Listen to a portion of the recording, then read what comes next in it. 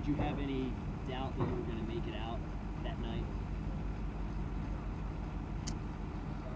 night? Yes, the thought had crossed my mind just off after hearing how many people were hit. It's because over 6 people got hit that night. So it did cross my mind there for a split second that we may not make it off this hill. This may not go down. But it did definitely cross my mind there at that time, at least once that night. I mean, I don't know anybody that it didn't.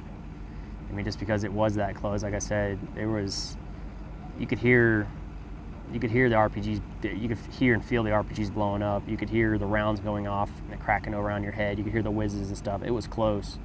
And I'm running around on this mountain thinking, yeah, that this might be it. It definitely did cross my mind. But I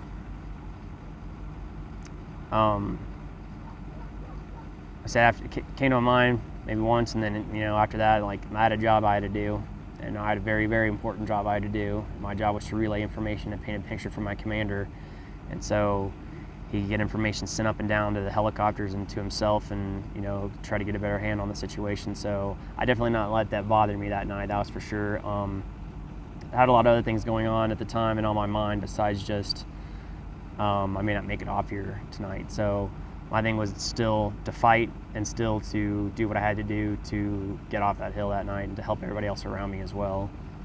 So to not let it deter me from my job. Put it that way. That like that brotherhood that you guys went through this together, and now you're back at it here again. It makes me feel pretty good because I know that this isn't near as bad. This deployment isn't near as bad as the last one, and if all of us together could have made it through that last one, then I know for damn sure we can make it through this one. So I have no doubt in my mind that between the older guys that were with this last deployment and that are still with us now on this one in my platoon, that I have no doubt in my mind that everybody will come out here just fine. It's great to be able to work with people that are still like that still have people that have been in stuff that are really, really bad and that are still around, still fight, because it's nice to know that they're still around, because if something like that does happen again, you have people that already have the experience, that have been there, and that can be a huge asset to a mission or to an operation that's going on that had those events arise again. So definitely have more confidence in my guys. They're soldiers as well, because some of them are now team leaders. So they have more confidence in their guys as well, because I know they're going to pass that knowledge and that skill and that training onto their soldiers as well. So I have more confidence in them as leaders, and also I have more confidence in their soldiers too, because I know they're going to pass those skills on. So it makes me feel pretty good. I'm pretty confident in my platoon I have out here right now.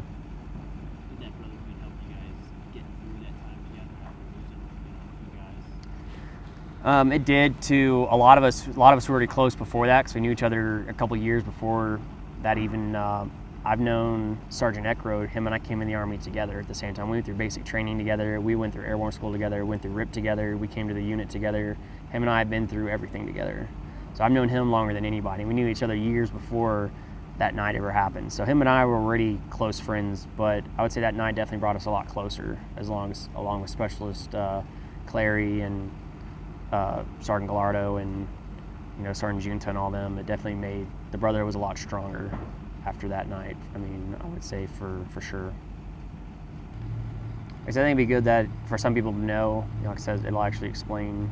Some people need to know what really happened that night, need to know the story or what happened. Like I said, it'll help family members, put people's minds at ease and stuff.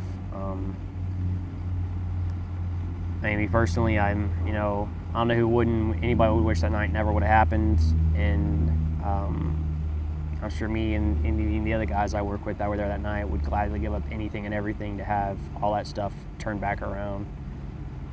I'd give up everything to have Sergeant Giunta or Sergeant Brennan and Specialist Mendoza back here. I give up anything. I give up all that. I'd do it all again if I had to, just to make sure that they would come back. But it doesn't really. We know it doesn't work that way. So just one of those things that we'll always remember it, regardless of what happens, and regardless of who knows about the story and who doesn't know, and what's given and not given. We those of us that were that night will always forget. We'll never forget that night. We'll always remember it, and we'll always remember those people that we worked for and served under for the rest of our lives. So, well, those are both great soldiers that, you know, we lost that night. They're also great soldiers that also helped us continue to fight through that mission, and that helped bring a lot of us back that night. So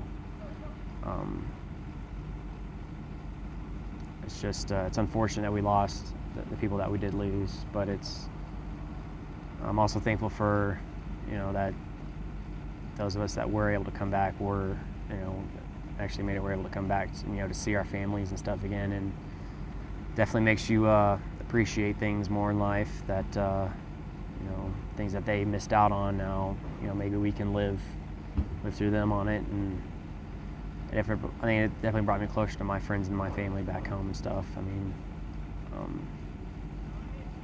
like I said, I'll always wear this bracelet that was given us by Sergeant Brennan's father.